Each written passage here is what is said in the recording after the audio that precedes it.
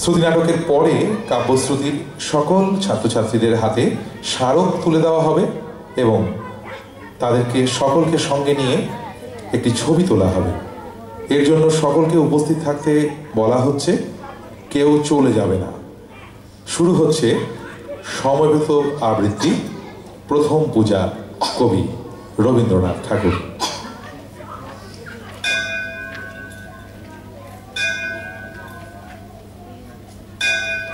ত্রিলোকেশ্বরের মন্দির। লোকে বলে স্বয়ং বিশ্বকর্মা তার ভিত পতন করেছিলেন কোন মানহাতার আমলে। স্বয়ং হনুমান এনেছিলেন তার পাথর বহন করে।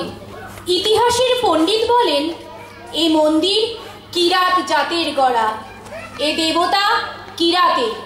একদা যখন ক্ষত্রিয় রাজা জয় করলেন দেশ, দেউলের আঙিনা পূজারীদের রক্তে গেল ভেসে।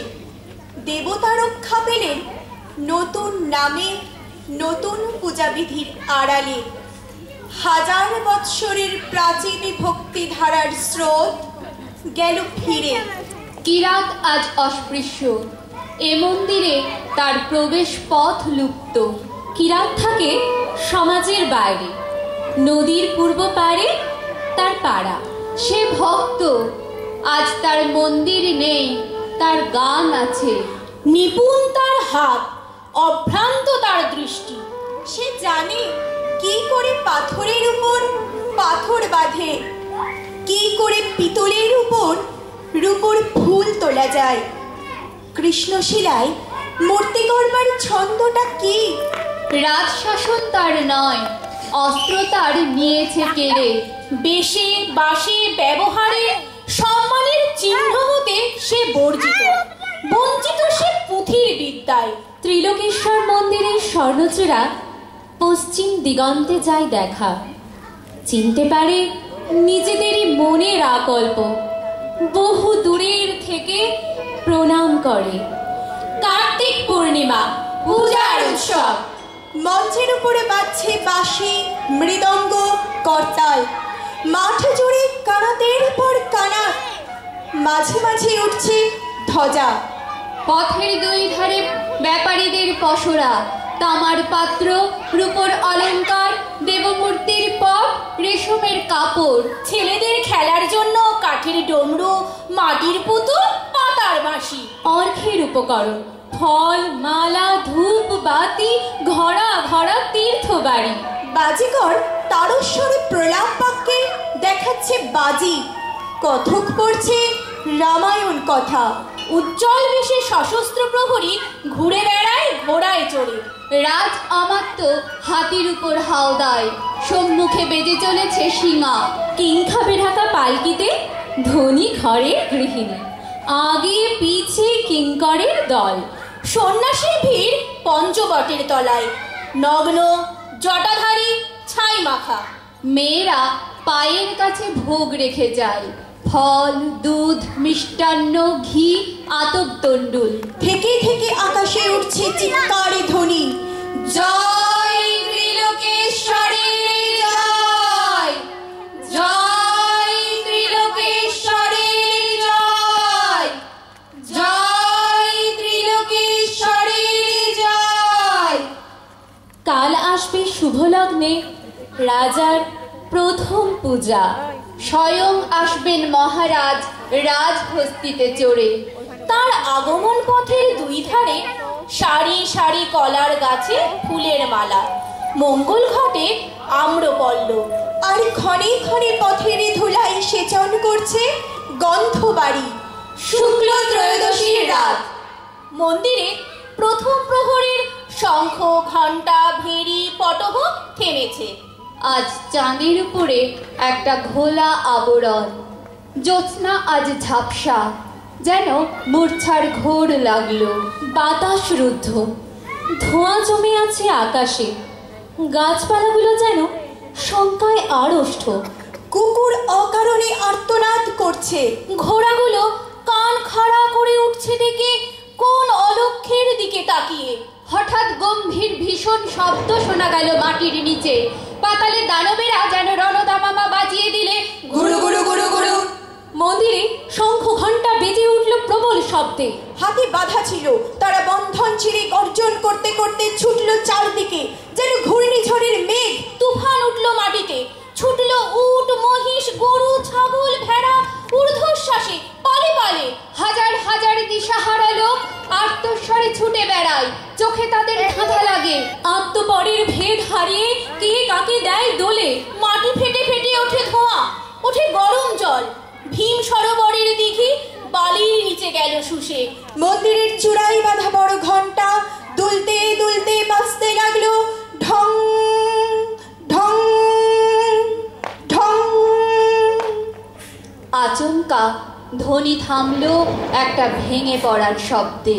পৃথিবী যখন স্তব্ধ হলো, পূর্ণ প্রায় চাঁদ তখন হেলেছে পশ্চিমের দিকে।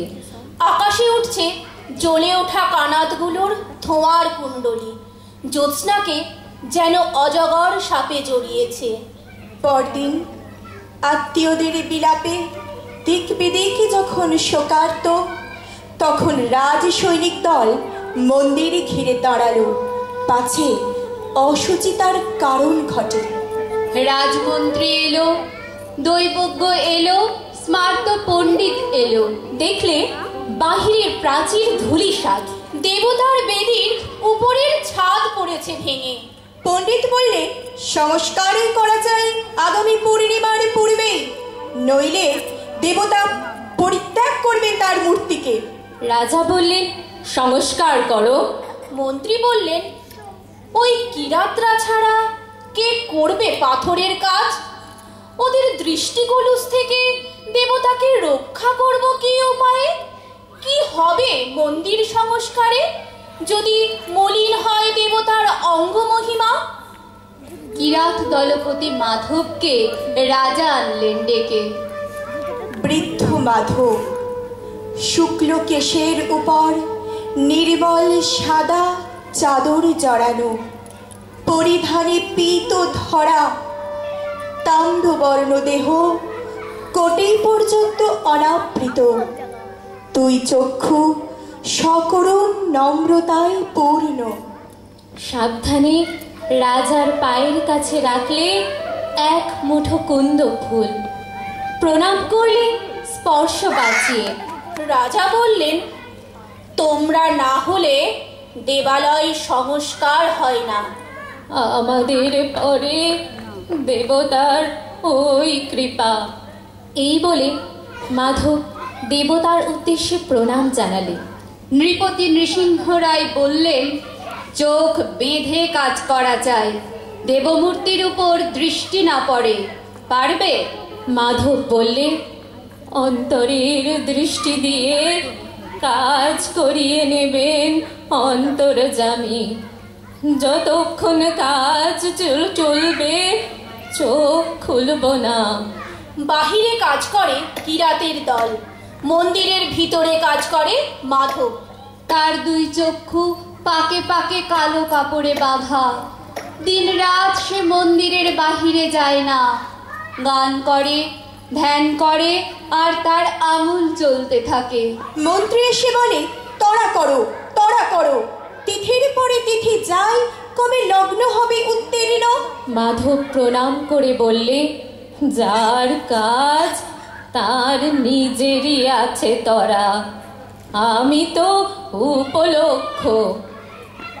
অমাবস্যা পার হয়ে শুক্লপক্ষ এলো আবার।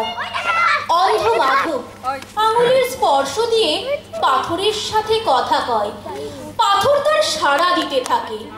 কাছে দাঁড়িয়ে থাকে প্রহরী, পাছে মাধব চোখের বাঁধন খোলে।